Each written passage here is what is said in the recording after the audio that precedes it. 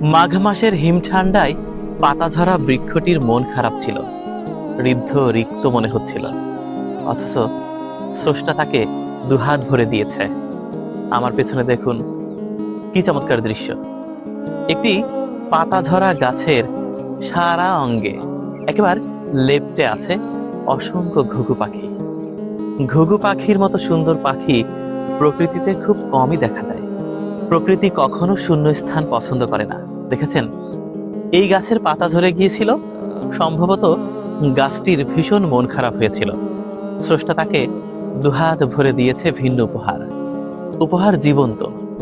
সবগুলো পাখি কি দারুণ ভাবে গাছে বসে আছে দেখুন। মনে হচ্ছে পাতা নয়, এ যেন ফল ঝুলছে। একটি পাতাঝরা বৃক্ষে এত দারুণ ভাবে পাখি বসে থাকতে পারে, এই দৃশ্য খুবই বিরল। আমি এর আগে কখনো এভাবে দেখিনি, সম্ভবত আপনিও দেখেননি। এরকম দৃশ্য সবার কপালে জোটে না। জীবনানন্দ দাশের বাংলাদেশ, এই দেশের রূপের নেই কোনো শেষ।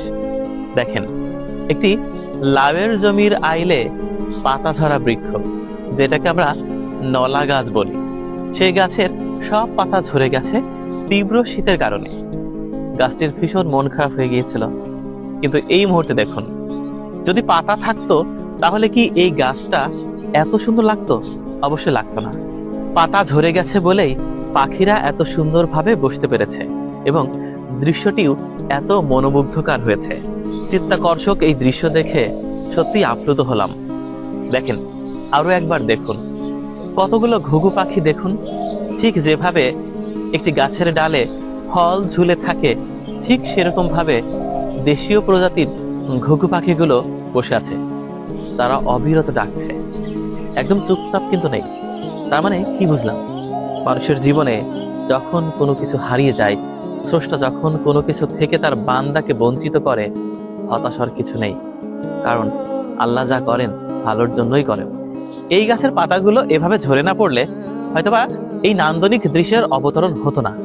তার মানে এই যে পাতা ঝরে গাছ কিছুটা ঋদ্ধ রিক্ত হয়ে গেলেও উপর্যুপরি ভালোই হয়েছে। দেখেন কি দৃশ্য! এমন দৃশ্য সবার ভাগ্যে জোটে না। বিকালে বের হলে কত কিছুই চোখে পড়ে। মাঘ মাসের সময় চলছে, মিষ্টি মিষ্টি রোদ আর উত্তরে হাওয়া।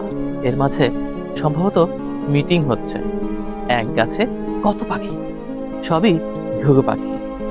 দু চোখ ভরে দেখে গেলাম বাংলার এই রূপ।